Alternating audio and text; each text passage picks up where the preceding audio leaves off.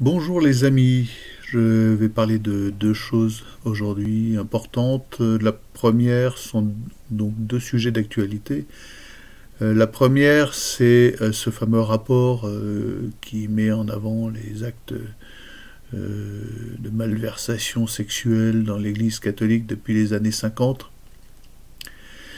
Et la deuxième, on parlera de l'homme dont tout le monde parle en ce moment, Zemmour.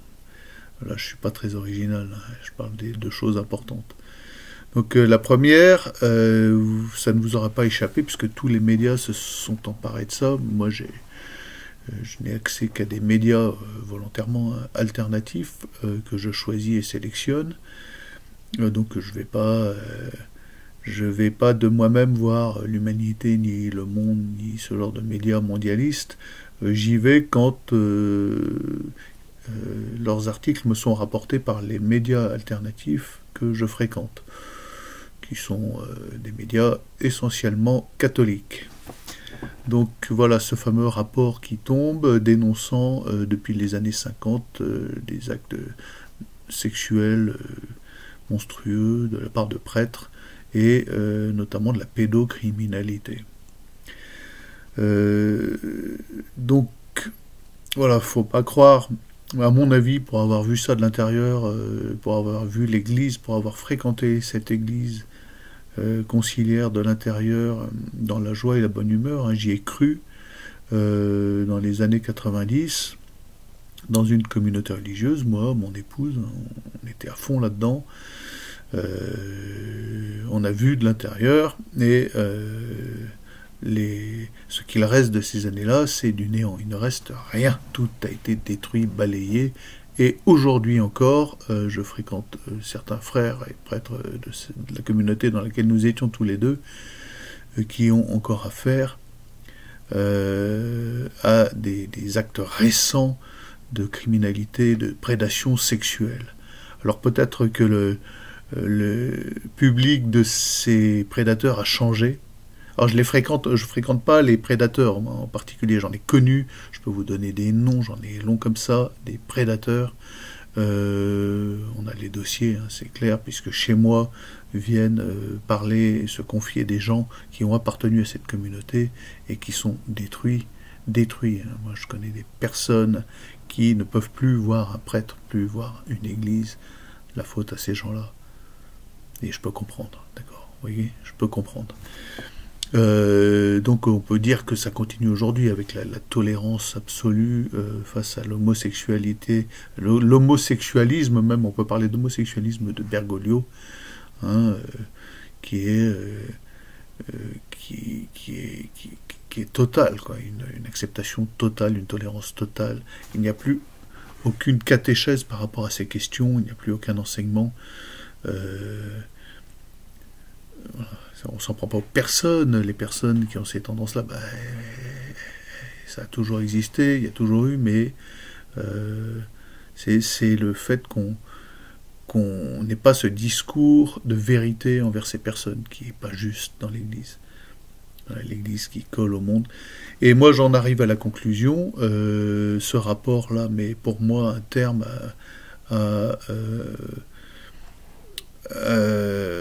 à ma vie dans l'église conciliaire, ça met un terme définitif, c'est clair et net. Je dis pas que dans la tradition, il n'y a pas eu des problèmes, je dis pas qu'il n'y en a pas eu, il y en a eu, il y en aura peut-être encore, sauf que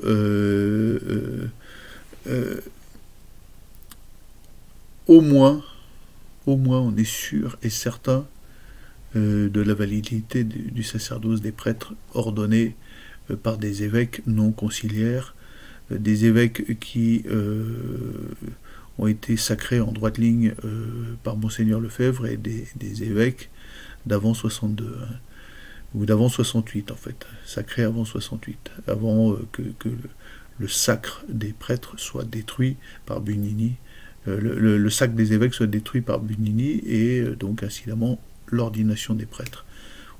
Pour moi maintenant il est évident que dans la mesure où il y a un doute sur la validité du sacerdoce des prêtres conciliaires, ordonnés par des monseigneurs Echen ou au petit ou autres personnages traîtres à l'Église, même Bergoglio, hein, qui n'est pas plus prêtre ni rien. Pour moi, maintenant, c'est clair et net. Et donc, écoutez, ce rapport, c'est tant mieux. Voilà, faut que ça explose. Faut que tout ça explose. C'est la météorite sur le Vatican.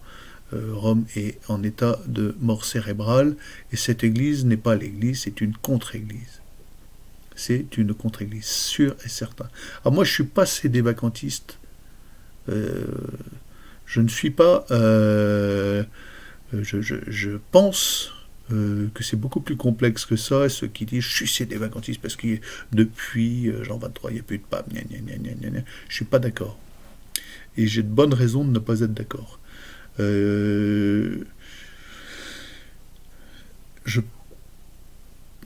J'ai de bonnes raisons, je ne vais pas les étaler ici, ce sont des raisons d'ordre spirituel, parce que mécaniquement aussi, ils n'ont pas tort dans leur raisonnement et dans leur dialectique, les sédévacantistes.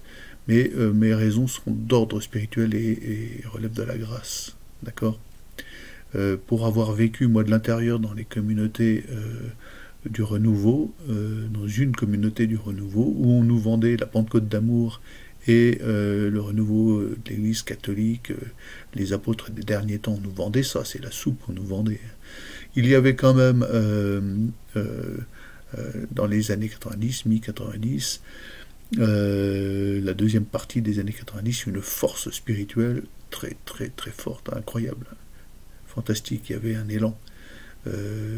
Sauf que tous les chefs, tous les fondateurs, les chefs étaient des enfoirés de première, d'accord?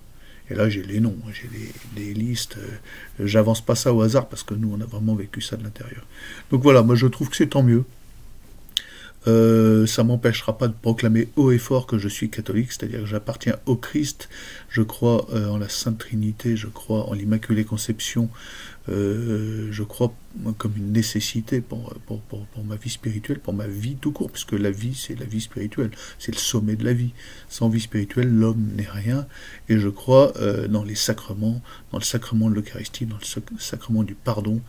Petite parenthèse, le sacrement du pardon, comme l'a dit justement un de ces évêques conciliaires, puisqu'ils peuvent aussi dire des choses pas trop bêtes, la République est au-dessous du sacrement. Elle n'a rien à y voir, elle n'a rien à y faire, elle n'a pas à empiéter sur les sacrements de l'Église.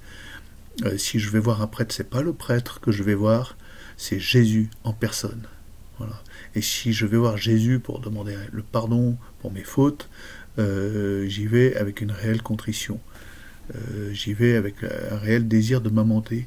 Et si ma faute est grave, en l'occurrence, je ne pense pas être...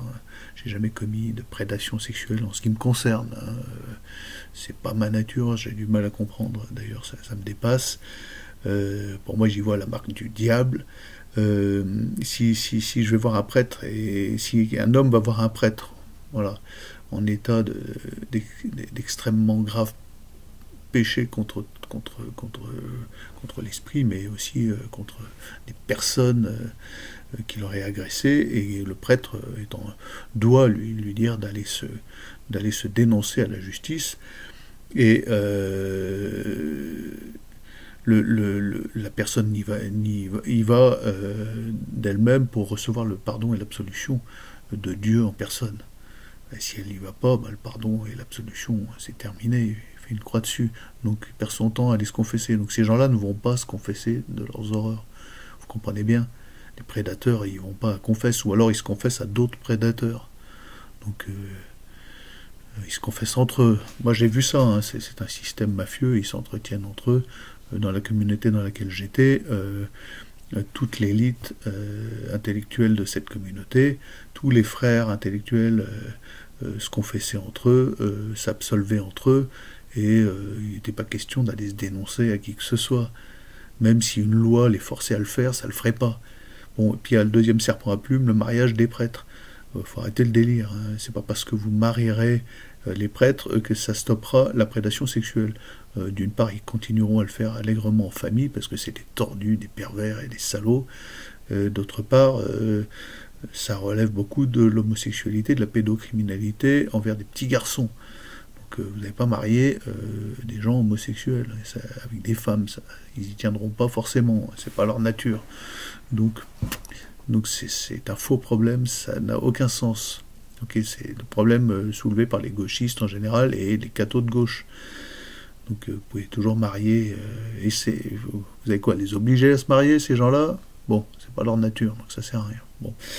Donc voilà, moi, je vous le dis tout net, que les masques tombent définitivement, que ce rapport soit la météorite qui explose tout ça, et qui nous fasse entrer dans le réel et le concret. Et le concret et le réel, c'est Jésus-Christ. Et Jésus-Christ, c'est pas rose bonbon, charismatique, d'accord? C'est un homme viril, charpentier, avec des mains de charpentier, qui colle des mandales à droite et à gauche, pof. Et qui rend à César ce qui est à César, mais je peux vous assurer, quand vous recevez une claque du Christ, ça frappe. C'est pas Montjoie Saint-Denis, mais c'est t'es à terre, t'es couché, puis tu t'en remets pas. D'accord? Bon. Voilà, ça vous choquera peut-être de commenter, hein, si vous n'êtes pas là. Oui, c'est choquant, c'est horrible, c'est horrible, c'est inhumain. On a vécu là-dedans et on s'en prend plein la gueule, et c'est justice parce qu'il n'y a plus la grâce dans cette église. Il n'y a plus la grâce dans cette église, ce n'est pas l'église. Voilà. Ce rapport ne concerne pas l'église catholique. Elle a disparu, elle a commencé à disparaître, à s'éteindre, quand Louis XVI s'est fait décapiter à la mort du roi, d'accord? C'était lié, tout ça était lié dans un ordre de perfection.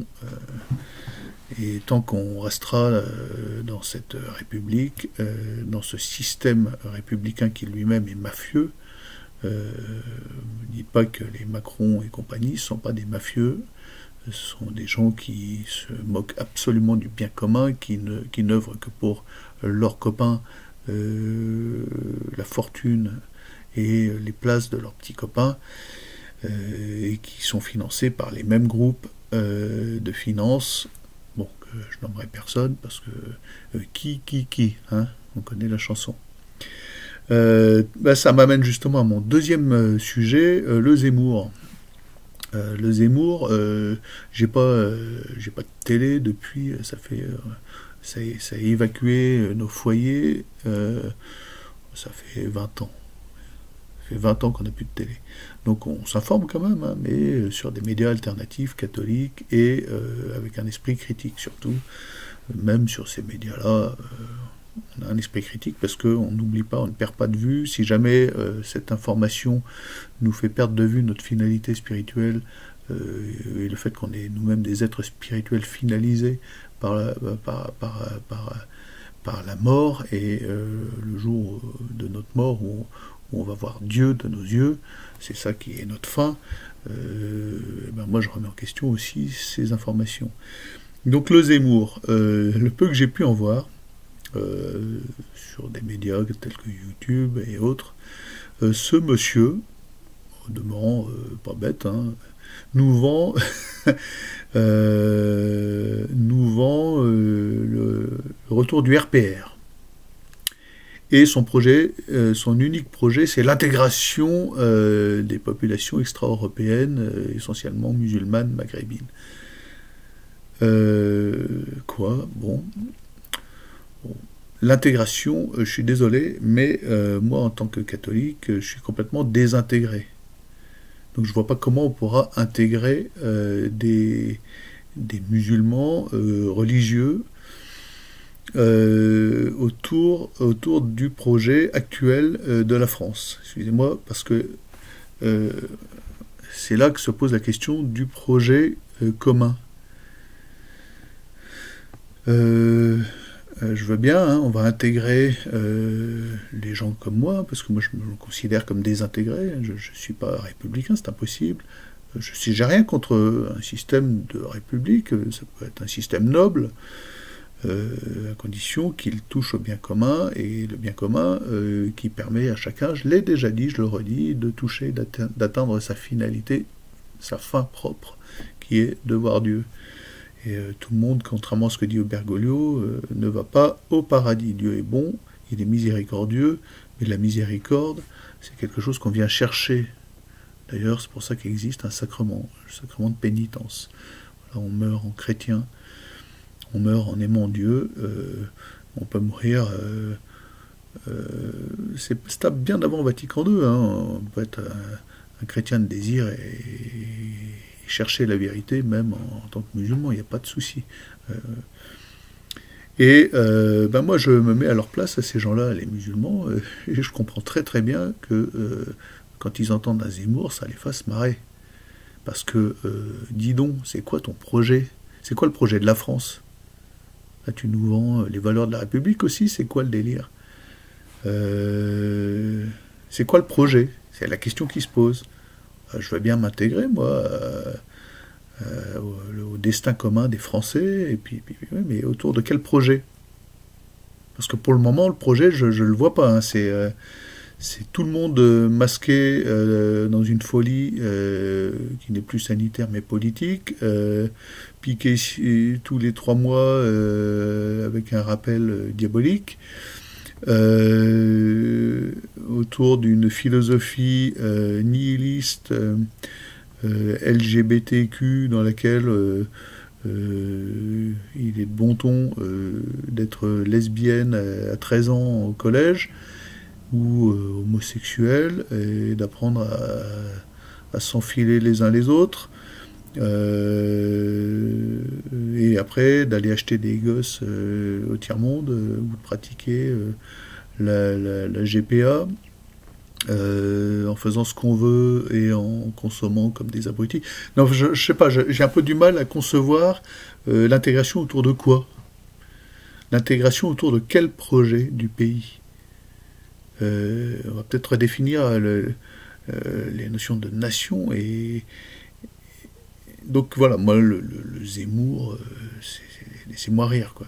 Et alors quand on voit que tout TV Liberté, là, toute cette droite catholique nous fait la promotion de ce type, qui n'est pas catholique, hein, on le sait, alors je prononce pas le mot, on sait ce qu'il est.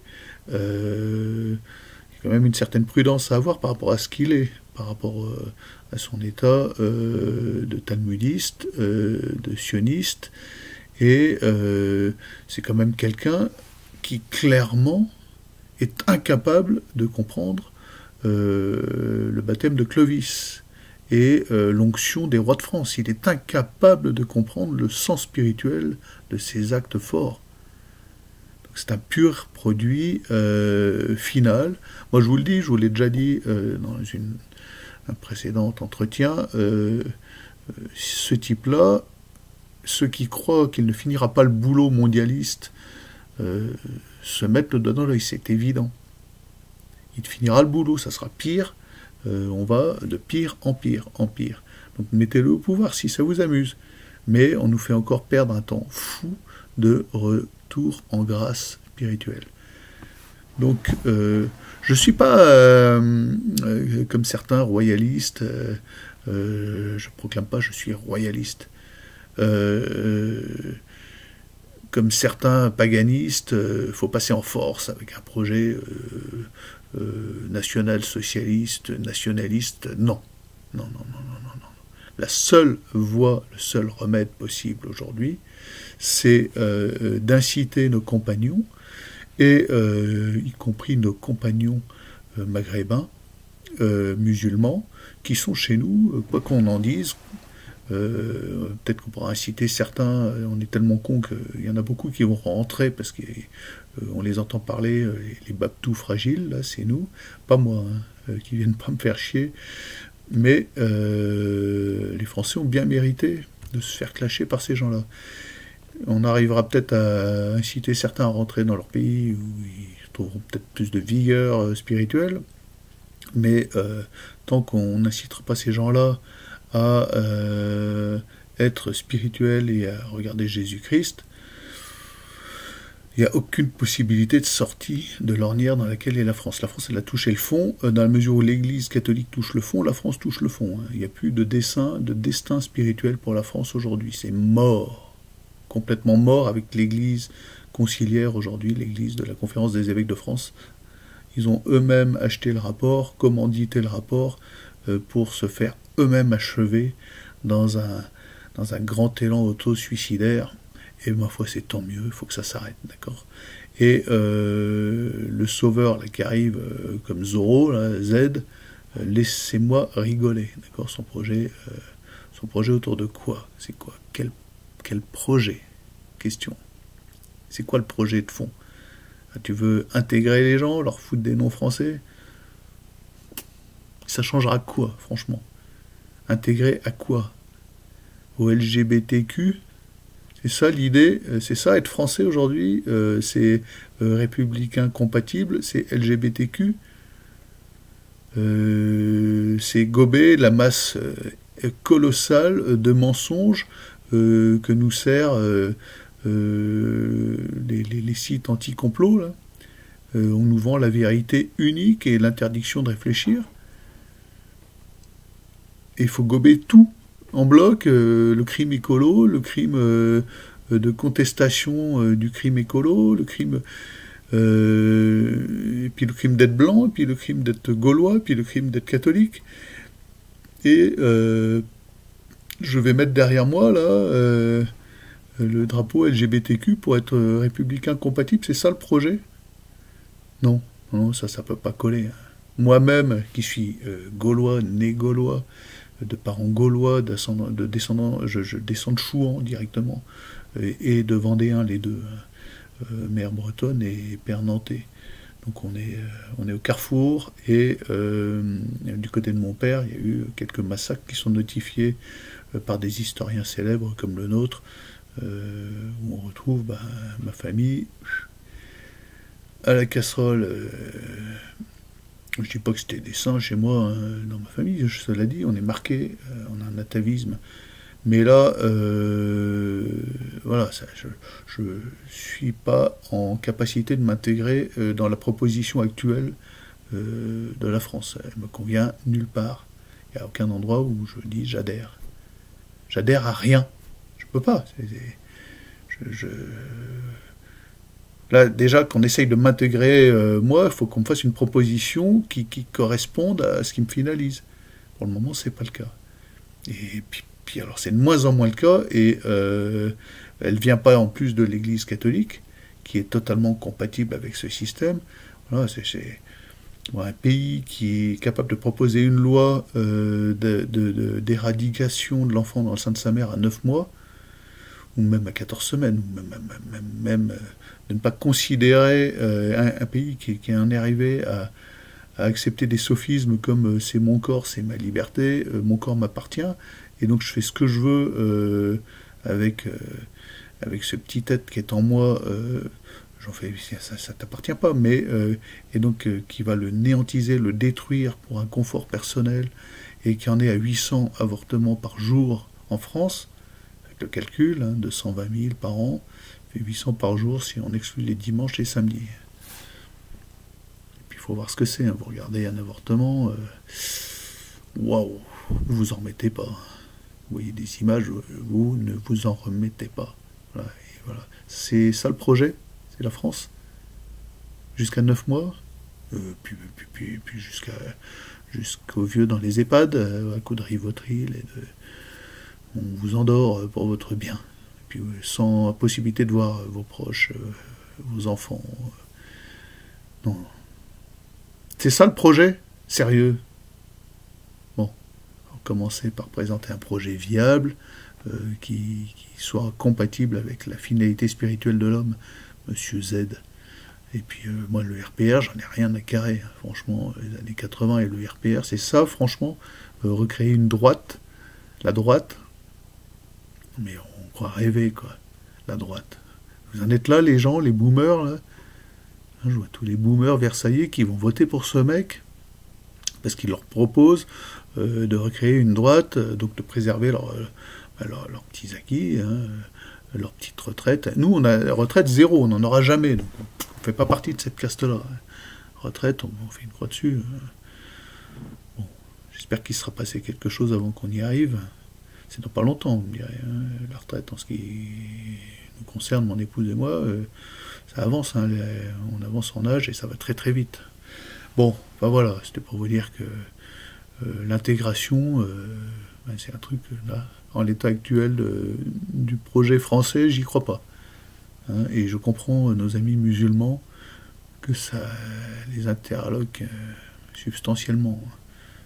Tu veux m'intégrer à quoi, là, ton projet de couille molle, là? Eh oh, voilà, ça va pas bien, là. Inch'Allah, Allahu Akbar, hein, c'est ça? C'est ça qui te répond, et puis ils te font un gros doigt, franchement, Zemmour, mais n'importe quoi. Vous délirez complètement, là, les boomers. Là. Alors ne foutez pas ce mec-là au pouvoir, s'il vous plaît. Ce talmudo-sioniste financé par les Rothschild, c'est un beau parleur, c'est un gars qui est sûrement sympathique et tout, hein. Il y en a d'autres qui ont trouvé sympa, mais comme président, non merci, on va trouver autre chose. Là, on repart pour un sketch, et puis, ou au pire, on repart pour 4 ans de Macronie, ou 5 ans, oui, c'est 5 ans, oh là là, la catastrophe. Voilà, c'est terminé. Non, il faut qu'il se passe quelque chose. Alors là, c'est bien, on a déjà la météorite dans l'église conciliaire à dégager, puis terminé. Là, déjà, les séminaires étaient vides, c'est pas comme ça qu'ils vont être remplis. Ceux qui ont une vocation actuellement, ils vont aller soit dans des communautés tradies, soit dans des séminaires tradis, et qui ne dépendent plus de ces gens qui dépendent eux-mêmes de Rome et de Bergoglio. C'est pas possible. Voilà. Allez, sur ce, j'attends vos commentaires. Dites-moi ce que vous en pensez, si vous êtes d'accord, pas d'accord. Allez, salut.